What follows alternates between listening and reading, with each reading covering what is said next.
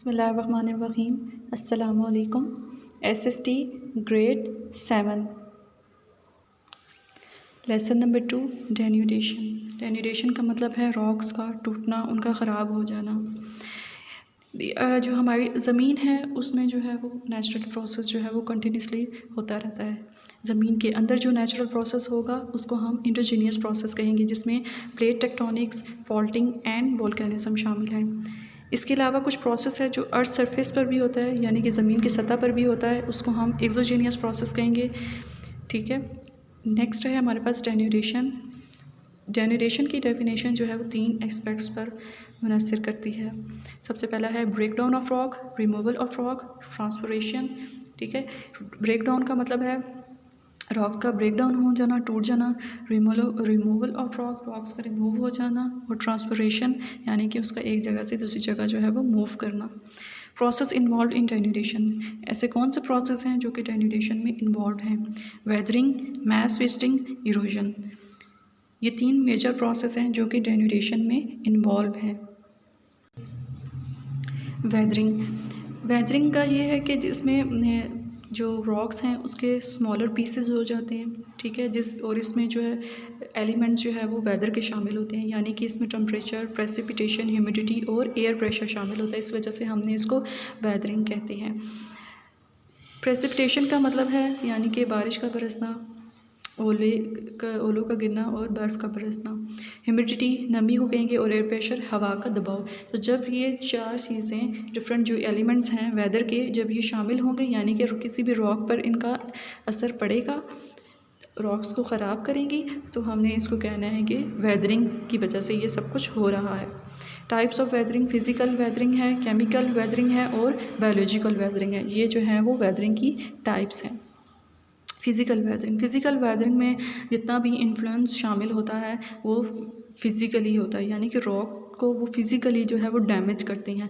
इसका कोई भी रिएक्शन जो है वो केमिकल जो है वो नहीं होता, यानी कि रॉक्स को जितना भी फ़िज़िकली डैमेज करती हैं, केमिकली जो है वो उसको डैमेज नहीं करती हैं। और ये ज़्यादातर माउंटेनियस और जो डेजर्ट रीजन्स होते हैं वहाँ पर होता है, यानी कि जो पहाड़ी और जो सहरा के जो इलाके होते हैं वहाँ पर ये फ़िज़िकल वेदरिंग ज़्यादा होती है। फ्रॉस्ट एक्शन, इस फिनोमेना में क्या शामिल है? जब भी वाटर जो है वो फ्रीज़ हो जाएगा इन क्रैक्स में। ठीक है, इन क्रैक्स में जब भी वाटर जो है वो फ्रीज़ हो जाएगा तो वो क्या करेंगी, एक्सपैंड होता चला जाएगा। फ्रोज़न जो वाटर हो जाएगा, यहाँ पर फ्रोज़न वाटर एक्सपैंड करेगा और वही जो प्रेशर रॉक्स पर पड़ेगा, तो इस तरह जो क्या करेंगी, रॉक्स को वीक कर देती हैं और उसके बाद जो है वो उनको तोड़ देती हैं। तो इसको हमने फ्रीज़ थॉ एक्शन भी कहते हैं। प्रेशर रिलीज़, प्रेशर रिलीज़ में ये होता है कि जितनी भी डीप डाउन अर्थ के अंदर जितनी भी रॉक्स होती हैं वो आहिस्ता आहिस्ता जब विजिबल होना शुरू हो जाती हैं तो प्रेशर को रिलीज़ करती हैं, और इसी प्रेशर के नतीजे में जो है वो उन पर क्रैक्स जो है वो अपीयर होना शुरू हो जाते हैं, और इस प्रोसेस को हमने एक्सफोलिएशन भी कहते हैं। थर्मल प्रेशर, थर्मल प्रेशर में क्या होता है, जब भी हाई टेम्परेचर होता है रॉक्स एक्सपैंड करती हैं, यानी कि रॉक्स फैलती चली जाती हैं, और जब भी टेम्परेचर लो होता है तो रॉक्स जो है वो कॉन्ट्रैक्ट करती हैं, यानी कि सिकुड़ जाती हैं। तो इस फिनोमेना कि से क्या क्रिएट होगा, रॉक्स पर स्ट्रेस क्रिएट होगा, और इसी वजह से जो है वो स्ट्रेस क्रिएट होने की वजह से नतीजा क्या निकलेगा कि वो क्रैक का बाइस बनेगी और ब्रेकिंग ऑफ रॉक्स का बाइस बनेगी। नेक्स्ट है हमारे पास हेलोक्लेस्टी। हेलोक्लेस्टी में जितना भी अमल है वो सॉल्ट की क्रिस्टलाइजेशन का अमल दखल है, तो इस वजह से हमने इसको हेलोक्लेस्टी और सॉल्ट वेदरिंग भी कहते हैं। यानी कि इसमें जितने भी सॉल्ट के क्रिस्टल्स होते हैं वो सॉल्टी सॉल्यूशंस को क्या करते हैं, रॉक्स के अंदर जो है वो बनाते हैं, होल्स बना देते हैं और एवापोरेट हो जाते हैं, और हाई टेम्परेचर होने की वजह से सॉल्ट क्रिस्टल्स एक्सपैंड करेंगे और ब्रेक द रॉक्स यानी कि रॉक्स को तोड़ेंगे। एब्रेशन, जब भी हवा, पानी और बर्फ़, ये तीनों चीज़ें किसी भी सेडिमेंट पर रश ओवर होंगी, सेडिमेंट जो है वो एक रॉक टाइप ऑफ रॉक है। ठीक है, जब ये तीनों चीज़ें इस रॉक पर रश ओवर हो जाएंगी तो वो रॉक क्या हो जाएगी, ग्राउंड हो जाएगी, यानी कि पिस जाएगी और स्मूथ होती चली जाएगी। तो इस सारे प्रोसेस को हमने एब्रेशन कहेंगे। केमिकल वेदरिंग, केमिकल वेदरिंग में शामिल है रॉक्स का केमिकली तौर पर, रॉक की केमिकली तौर पर जो है उसकी प्रॉपर्टीज़ जो है वो चेंज हो जाती हैं। ठीक है, यानी कि रॉक्स को केमिकली तौर पर वो ख़राब कर देता है, और इसमें ये ज़्यादातर जो है वो ह्यूमिड और वार्म एरियाज़ जो होते हैं वहाँ पर मौजूद होता है। और इसके अलावा जो है वो न्यू मिनरल्स बनते हैं केमिकल वेदरिंग की वजह से। अब देख लेते हैं कि कौन कौन से प्रोसेस जो है वो इन्वॉल्व हैं इसमें। सबसे पहले है ऑक्सीडेशन। ऑक्सीडेशन एक ऐसा रिएक्शन है जो कि रॉक एलिमेंट और ऑक्सीजन के दरमियान में होगा, ठीक है, यानी कि इसमें रस्ट फॉर्मेशन होगी, जो रॉक है अपनी कलर चेंज कर देगा। यहाँ पर देखें रॉक का कलर चेंज हुआ है, तो इसी वजह से हुआ है केमिकल वेदरिंग की वजह से। तो रॉक जो है वो फिर ईजीली जो है वो ब्रेक भी हो जाती है इसी वजह से। सोल्यूशन एक ऐसा रिएक्शन है जो कि एसिड और मिनरल के दरमियान में होता है, जैसे कि for example carbon acid produce होगा जब वाटर जो है वो डिज़ोल्व होगा कार्बन डाइऑक्साइड में, ठीक है, और यही कार्बनिक एसिड जो है वो डिज़ोल्व होगा कैल्शियम कार्बोनेट में और लाइमस्टोन में। इसी सारे प्रोसेस को हमने कार्बोनेशन कहना है। तो इसी में हॉलो बनते हैं, स्पेसेस बनती हैं रॉक्स के अंदर और जो इसको वीक कर देती हैं, कमज़ोर कर देती हैं। हाइड्रेशन एक ऐसा रिएक्शन है जो कि रॉक मिनरल और वाटर के दरमियान में होता है। हाइड्रेशन क्या वजह बनती है, क्या करती है, causes rock mineral to expand, यानी कि हाइड्रेशन की वजह से रॉक मिनरल जो होते हैं वो एक्सपैंड होते हैं। इसी की बदौलत जो है वो डिसइंटीग्रेशन होती है रॉक्स में और जो है वो टूट फूट का शिकार होती हैं। फेल्डस्पार क्या है, एक ऐसा मिनरल है जब वो इंक्रीज़ तब होता है जब इसमें पानी जो है वो एब्जॉर्ब हो जाता है। तो इसी एब्जॉर्बेशन की वजह से जो है वो क्या करेगा, रॉक्स को ब्रेक करेगा। बायोलॉजिकल वेदरिंग में लिविंग ऑर्गेनिजम्स का अमल दखल होता है, जैसे कि लिविंग ऑर्गेनिजम्स में आते हैं plant and animals. Plant growth, plant जो हैं वो क्या करेंगे, उनकी रूट्स जो होती हैं, उनकी जो जड़ें होती हैं वो प्रेशर रिलीज़ करती रहती हैं रॉक्स पर, ठीक है, प्रेशर अपना रॉक्स पर डालेंगी तो उसी तरह जो है वो रॉक्स की वाइडन अप होते जाएंगे और ब्रेक करेंगे रॉक्स को। एनिमल एंड प्लांट डिके, यानी कि जब भी प्लांट्स और एनिमल्स जो है वो मर जाते हैं, ख़त्म हो जाते हैं, तो उनकी बॉडीज़ पर जो है वो क्या होती है, गलना सड़ना जो है वो शुरू होती हैं, यानी कि वक्त गुजरने के साथ साथ जो है वो उनकी बॉडीज़, डेड बॉडीज़ जो है वो क्या करती हैं, गलना सड़ना शुरू कर देती हैं। और इसी गलने सड़ने के अमल में जो है वो क्या प्रोड्यूस होता है, carbon dioxide and carbonic acid, ये दो जो है वो पैदा होते हैं और इसी वजह से डिकम्पोजिशन होती है कि इसमें रॉक्स में, यानी कि रॉक्स जो है वो गल सड़ जाती हैं, रॉक्स ख़राब हो जाती हैं, टूट फूट का शिकार हो जाती हैं। बोरिंग में क्या शामिल है, बोरिंग कहते हैं दरअसल जो जानवर जो है वो एनिमल जो है वो अपना बिल बनाते हैं, अपना घर बनाते हैं, उसमें रॉडेंट्स शामिल हैं, यानी कि खरगोश वगैरह। टर्माइट्स एक ऐसी आंट है जो कि वुड को खाती है, लकड़ी को खाती है, ठीक है। रैट्स, आंट्स एंड अर्थवर्म, ये सारे एनिमल जो हैं वो जब ये अपना बिल बनाएंगे, अपना घर बनाएंगे, तो वो क्या करेंगी, इसको रॉक को कमज़ोर करेंगी और ब्रेक हो जाएगी रॉक। नेक्स्ट है हमारे पास मैस ट्विस्टिंग, यानी कि फोर्स ऑफ ग्रेविटी की वजह से जब भी रॉक्स की डाउनवर्ड मूवमेंट होगी तो हमने उसको कहना है कि ये क्या है, मैस ट्विस्टिंग है, जिसमें लैंडस्लाइड शामिल है और एवलांचेस इसकी कॉमन एग्जांपल्स हैं। लैंडस्लाइड उसको कहते हैं जो अक्सर आपने देखा होगा सड़क के किनारे या सड़क पर जो है वो बड़ी बड़ी जो है वो चट्टानें या रॉक्स जो है वो गिरे हुए होते हैं, और ये इसी वजह से ही होते हैं, मैस ट्विस्टिंग की वजह से। और एवलांचेस भी यानी कि बर्फ़ का तूफ़ान जिसको हम कहेंगे, बर्फ़ानी इलाकों में अक्सर बर्फ़ गिरने की वजह से जो है वो बर्फ़ का तूफ़ान आ जाता है, ठीक है। तो ये दो कॉमन एग्जांपल्स मैस ट्विस्टिंग की हैं, यानी कि ये सारा जितना भी मैस ट्विस्टिंग में सारा जितना भी अमल दखल होता है रॉक्स के गिरने का, चट्टानों के गिरने का, ये फोर्स ऑफ ग्रेविटी की वजह से होता है। टाइप्स ऑफ मैस ट्विस्टिंग, कौन कौन सी टाइप्स हैं। क्रीप का मतलब है कि इस टाइप में क्या होगा, रॉक्स की मूवमेंट होती है लेकिन डाउनवर्ड मूवमेंट होती है, ठीक है। स्लो डाउनवर्ड मूवमेंट, यानी कि रॉक्स की जो मूवमेंट होगी वो स्लो डाउनवर्ड मूवमेंट होगी। डेब्रिस फ्लो में जो है वो लूज़ मर्ड शामिल होती है और इसके अलावा वाटर शामिल होता है, ठीक है। जब भी वाटर और मर्ड फ्लो शामिल होंगे तो इसको हमने डेब्रिस कहना है। नेक्स्ट है हमारे पास रॉक फॉल, यानी कि इसमें जो है वो रॉक फॉल होती है लेकिन इसमें पीसेस रॉक्स के गिरते हैं बहुत ऊंची जगह से, लेकिन इसमें जो फॉल होती है वो फ्री फॉल होती है, इस वजह से हमने इसको रॉक फॉल कहना है। रॉक स्लाइड जो है वो इसमें बेड रॉक मटेरियल शामिल होता है, यानी बेड रॉक मटेरियल एक ऐसा मटेरियल है जो जिस रॉक की हार्ड लेयर होती है, ठीक है। तो इसमें ये शामिल है, इसमें वो फ्लो करता है डाउनवर्ड की तरफ, लेकिन इसकी जो मूवमेंट होती है वो फास्ट होती है, रैपिड होती है। कॉजेज़ ऑफ मैस वेस्टिंग, यानी कि मैस वेस्टिंग की वजूहात क्या हैं, कॉजेज़ क्या हैं, अब ये देख लेते हैं। सबसे बड़ी जो मेन कॉज़ है वो है ग्रेविटी। ऊपर भी आपने पढ़ा कि मैस वेस्टिंग होती ही ग्रेविटी की वजह से। तो मेन कॉज़ जो है वो इसकी ग्रेविटी है, यानी कि किसी भी चट्टानों के नीचे जो गिरने का अमल है वो फोर्स ऑफ ग्रेविटी की वजह से होगा। जो स्टीप जेंटल स्लोप्स होती हैं वहाँ पर ग्रेविटी का इन्फ्लुएंस जो है वो स्मॉल होता है, मिनिमल होता है, यानी कि कम होता है, ठीक है।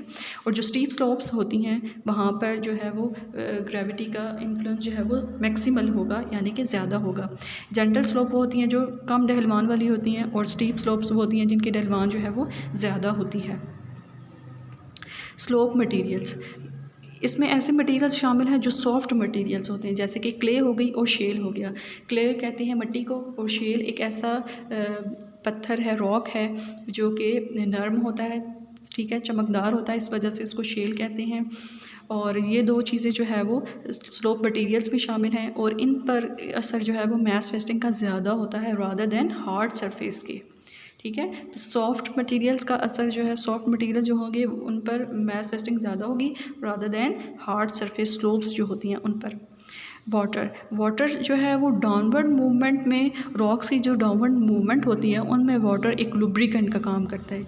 वाटर जो क्या करता है, प्रेशर अपना रिलीज़ करता है रॉक्स पर, जिसकी वजह से जो है वो फ्रिक्शन रिड्यूस हो जाती है। फ्रिक्शन जब रिड्यूस होती है तो वो ईज़िली जो है वो डाउनवर्ड की तरफ मूव करती हैं। हैवी रेन इसका मेजर जो है वो सबब होता है, ठीक है, जिसकी वजह से मैस वेस्टिंग जो है वो ज़्यादा फ्रीक्वेंटली तौर पर जो है वो होगी। इरोजन थर्ड जो है हमारे पास इरोजन है। इरोजन एक ऐसा प्रोसेस है जो कि वेदरिंग और मैस वेस्टिंग के बाद में होता है, ठीक है, यानी कि इसमें जो है वो रॉक बिल्कुल रिमूव हो जाती है। वेदरिंग में क्या होता है, रॉक्स टूट जाती हैं, ठीक है। मैस वेस्टिंग में क्या होता है, रॉक्स जो है वो हरकत करती हैं, मूव करती हैं डाउनवर्ड की जानिब, यानी कि नीचे की जानिब जो है वो उनकी मूवमेंट शामिल होती है। लेकिन इरोजन में क्या होता है कि रॉक्स बिल्कुल ही रिमूव हो जाती हैं, ख़त्म हो जाती हैं, वाइप अप हो जाती हैं, वहाँ से बिल्कुल ख़त्म हो जाती हैं, हट जाती हैं, जैसे कि यहाँ पर भी दिखाया गया है। यहाँ पर पिक्चर में देखें आप लोग, ये रॉक्स ये देखें इस साइड पे बिल्कुल ख़त्म है, रिमूव हो चुकी है, वाइप अप हो चुकी है। तो ये इस प्रोसेस को हमने इरोजन कहना है। अच्छा, अब इरोजन में कौन कौन से नेचुरल एजेंट शामिल हैं, जैसे कि विंड, रनिंग वाटर और मूविंग आइस, ये तीन जो चीज़ें हैं ये इरोजन में शामिल हैं। कॉजेज़ ऑफ इरोजन की क्या वजूहात हैं, क्या कॉजेज़ हैं।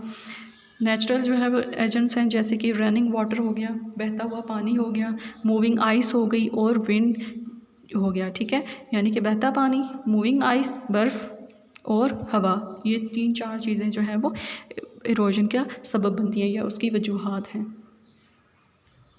नेक्स्ट है हमारे पास रनिंग वाटर, यानी कि जो रनिंग वाटर की फ़ोर्स होती है वो क्या करती है, जो रॉक फ्रेगमेंट्स होते हैं, रॉक के जो पीसेस होते हैं उनको वॉश अवे कर देती है, यानी कि उनको अपने साथ बहाकर ले जाती है, ठीक है। तो जितनी भी कोस्ट लाइन पर यानी कि साहिल पर जितनी भी रॉक्स अक्सर आपने देखी हैं, तो वहाँ पर अक्सर आपने देखा होगा कि वो रिमूव हो चुकी होती हैं, वो ख़त्म हो चुकी होती हैं, और ये इसी वजह से होता है क्योंकि वो वहाँ की जो ओशन वेव्स होती हैं वो उन पर पड़ती रहती हैं, समंदर की जितनी भी लहरें होती हैं वो उन पर पड़ती रहती हैं, मुसलसल पड़ते रहने की वजह से जो है वो वहाँ पर रॉक्स जो है वो रिमूव होती चली जाती हैं। अच्छा, इसके अलावा वाटरफॉल भी जो है इस पर असरअंदाज होता है। वाटरफॉल जो है वो हाइट से होगा, हाइट से गिरेगा पानी जब भी, तो उसमें जो है वो फोर्स ज़्यादा होगी, तो फोर्स ज़्यादा होगी तो यही चीज़ जो है वो रॉक को डैमेज करेगी, तबाह करेगी। मूविंग आइस का जितना भी अमल दखल है आइस का, वो उन इलाकों पर है जहाँ पर बर्फ़ होती है, ठीक है। वो क्या करते हैं, वहाँ के जितने भी ग्लेशियर्स उनको होलो बनाना शुरू कर देते हैं, ग्रूव्स बना लेते हैं, दरारें बना लेते हैं, जिसकी वजह से जो है वो रॉक्स पर उसका असर पड़ता है और रॉक्स जो है वो वाइप अप हो जाती हैं। विंड इरोजन जो है वो डेजर्ट एरियाज़ में कॉमन है।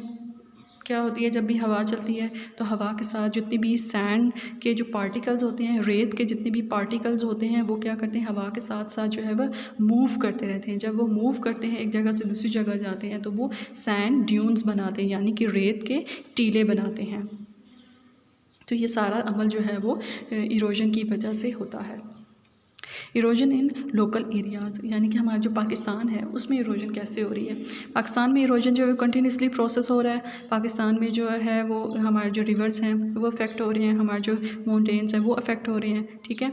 हिमालय और कराकोरम, ये जो दो माउंटेन हैं ये जो आइस है उसकी वजह से इरोजन हो रही है, तो उस वजह से जो इफ़ेक्ट हो रहे हैं। इसके अलावा जो रिवर हैं, झेलम हो गया, इंडस हो गया, ठीक है, तो ये पानी की वजह से हो रहे हैं, इफ़ेक्ट हो रहे हैं। जो रनिंग वाटर आपने पढ़ा है ऊपर, रनिंग वाटर की जो इरोजन होती है ये उस वजह से उन पर इफ़ेक्ट हो रहा है, ठीक है।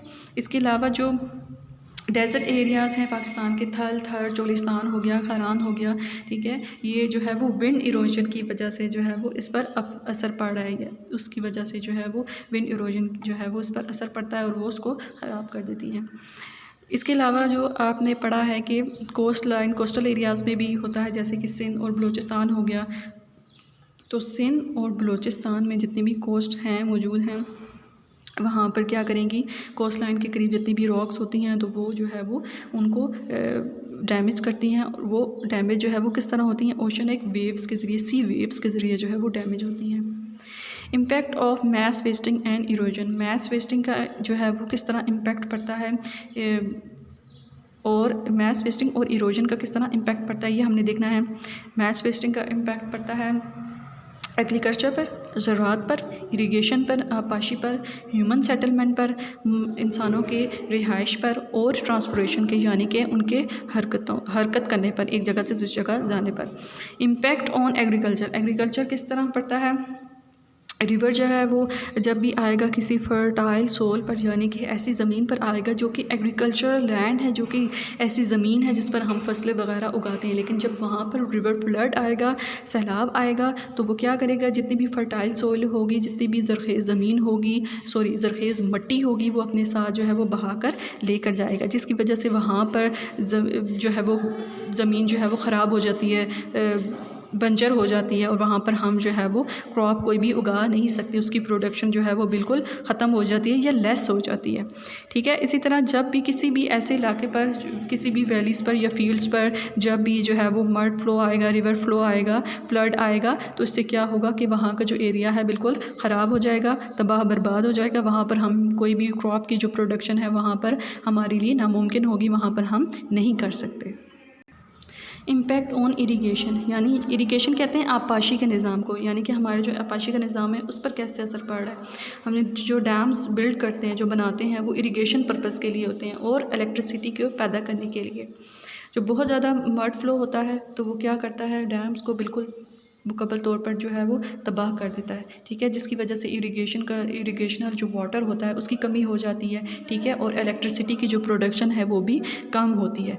तो इरिगेशन का इम्पेक्ट किस पर होगा, डैम पे भी असर पड़ेगा, यानी कि डैम जो है वो बिल्कुल उनका जो पानी है वो बिल्कुल ख़राब हो जाएगा, ठीक है। इसके अलावा इलेक्ट्रिसिटी की प्रोडक्शन भी जो है वो ख़त्म हो जाएगी।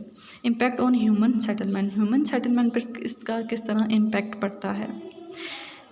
आप यहाँ पर दिया गया है आपको कि 1985 में कोलंबिया में एक मड फ्लो आया था, ठीक है, जिसकी वजह से 20,000 पीपल जो है वो इससे अफेक्ट हुए थे। जिससे क्या हुआ था, इस इंसिडेंट्स की वजह से, इस वाक़े की वजह से जो है वो जितने भी टाउन थे, विलेज थे, जो है वो बिल्कुल तबाह हो गए थे, बर्बाद हो गए थे, बुरिड हो गए थे, दफन हो गए थे, ठीक है। तो इसका असर जो है वो ह्यूमन सेटलमेंट पर भी पड़ता है। Impact on transportation network, transportation impact जो है वो किस तरह पड़ता है। अभी हमने पीछे लैंडस्लाइड की बात की है, लैंडस्लाइडिंग होती है जब भी, तो इस तरह क्या होता है, और ये ज़्यादातर लैंडस्लाइडिंग जो है वो पाकिस्तान के जो नॉर्दर्न एरियाज़ हैं वहाँ पर होती है। जब लैंडस्लाइडिंग होगी तो फिर क्या होगा कि जितनी भी रॉक्स होती हैं वो सड़क पर होती हैं, ठीक है, और सड़क को, रोड को मुकम्मल तौर पर जो है वो ब्लॉक कर देती हैं, जिसकी वजह से हमारे जो ट्रांसपोर्टेशन का निज़ाम है, यानी कि जो हमारे आने जाने का निज़ाम है, वो बुरी तरह मुतासिर होता है। इसलिए उनको रोड्स को साफ़ करने में, उनको वहाँ पर ट्रैवलिंग दोबारा करने में, उन रोड्स में उसी तरह जो है वो करने में जो है वो काफ़ी डेज़ लग जाते हैं। वो पूरा वो मलबा जो इकट्ठा होता है लैंडस्लाइडिंग की वजह से, ठीक है, उसको हटाने में उनको काफ़ी डेज़ लग जाते हैं। तो इसका असर जो है वो ट्रांसपोर्टेशन पर भी पड़ेगा। Ways to minimize the impacts of mass wasting and erosion, यानी ऐसे कौन कौन से तरीके हैं जिसकी वजह से हम मैस वेस्टिंग को क्या कर सकते हैं, कम कर सकते हैं, और इरोजन को, ठीक है, दोनों चीज़ों को हमने किस तरह कम कर सकते हैं। मिनिमाइज़ का होगा कम करना। मैस वेस्टिंग और इरोजन जो है वो हम इजीली कंट्रोल कर सकते हैं। और ऐसे कौन कौन से डिफरेंट तरीके हैं। सबसे पहले क्या है, हमें ज़्यादा से ज़्यादा दरख्तों को उगाना चाहिए। जब भी हम दरख्तों को ज़्यादा से ज़्यादा उगाएंगे, इससे क्या फ़ायदा होगा कि दरख्त क्या करते हैं, जितनी भी मिट्टी होती है उसको होल्ड करके रखते हैं। ठीक है, जब वहाँ पर सैलाब आएगा तो वहाँ की जो मिट्टी है वो ख़राब नहीं होगी। ठीक है, इस तरह इस लगाने का फ़ायदा ये है कि ज़्यादा से ज़्यादा दरख्त लगाने चाहिए ताकि वहाँ पर इरोजन को कंट्रोल कर सकते हैं। इरोजन एंड मैस वेस्टिंग दोनों चीज़ों को हम इस वजह से जो है वो दरख्त लगाने की वजह से हम उन दोनों को कंट्रोल कर सकते हैं। इसके अलावा हमें जितनी भी एरियाज़ हैं, हिली एरियाज़ हैं, यानी कि जो पहाड़ी इलाके हैं, वहाँ पर हमें बैरियर्स लगाने चाहिए और रिटेनिंग वॉल लगानी चाहिए। बैरियर्स लगाने का और रिटेनिंग वॉल लगाने का ये फ़ायदा है कि ऊपर से जो भी रॉक आएगी वो वहाँ पर कैचअप हो जाएगी, यानी कि वहाँ पर जितना भी मलबा है रोड पर इकट्ठे होने से पहले पहले जो है वो आने से बच जाएगी, मिनिमाइज़ हो जाएगा इससे काफ़ी हद तक। ठीक है, तो हमें ये दोनों चीज़ों पर भी अमल दरामद करना चाहिए। इसके अलावा जितनी भी स्टीप स्लोप्स हैं, यानी कि मैंने अभी पीछे बताया था जेंटल स्लोप होती हैं और स्टीप स्लोप होती हैं। जेंटल जो कम होती हैं लेकिन स्टीप जो है वो ज़्यादा होती हैं, ढलवान होती है, इस वजह से उन पर जो है वो मैस वेस्टिंग और इरोजन का इफेक्ट ज़्यादा होता है। तो ऐसी जगहों को हमें क्या करना चाहिए, उनको लेवल्ड कर देना चाहिए या हमें वहाँ से उनको रिमूव कर देना चाहिए, ख़त्म कर देना चाहिए। जितनी भी रॉक बोल्ट्स हैं वो लगाने चाहिए, केबल्स लगाने चाहिए। ठीक है, इससे रॉक फॉल क्या होती है कंट्रोल कर सकते हैं हम, यानी कि ऊपर से चट्टानों के गिरने का जो अमल है उसको हम किसी हद तक कंट्रोल कर सकते हैं। अच्छा, वो इलाके जहाँ पर एवलांच होता है, ये लैंडस्लाइड होती हैं, वहाँ पर ह्यूमन सेटलमेंट जो है वो नहीं होनी चाहिए या बिल्कुल ख़त्म ही होनी चाहिए। यानी वहाँ पर जिन इलाकों में एवलांच ज़्यादा हो रहा है या लैंडस्लाइडिंग यहाँ पर ज़्यादा होती है, जैसे कि पाकिस्तान के नॉर्दर्न एरियाज़ में लैंडस्लाइडिंग ज़्यादा होती है, तो हमें क्या करना चाहिए, वहाँ पे ह्यूमन सेटलमेंट्स को नहीं होना चाहिए, ख़त्म कर देना चाहिए, अवॉइड करना चाहिए हमें, ताकि हम आने वाली किसी भी मुश्किल से बच सकें। तो आई होप अब जब तक जितना भी मैंने पढ़ाया है आज इस लेक्चर में आपको समझ में आ गई होगी। तो आज अभी तक हमने जितना भी पढ़ा है वो डेन्यूडेशन के बारे में पढ़ा है, डेन्यूडेशन की डेफिनेशन के बारे में कि यानी कि डेन्यूडेशन है क्या। ठीक है, रॉक्स का टूटना डेन्यूडेशन कहलाएगा, उसकी वजूहात क्या हैं, उसकी कॉजेज़ क्या हैं, हमने ये पढ़ी हैं। फिर हमने वो पढ़ा है कि उसके कौन कौन से ऐसे तरीके हैं जिनकी वजह से हम उसको जो है वो अमल दरामद उस पर कर सकते हैं और उन सारी तबाही से हम बच सकते हैं। ठीक है, यानी कि जो हमारी जो ह्यूमन सेटलमेंट है उस पर भी उसका असर ना पड़े। Thank you.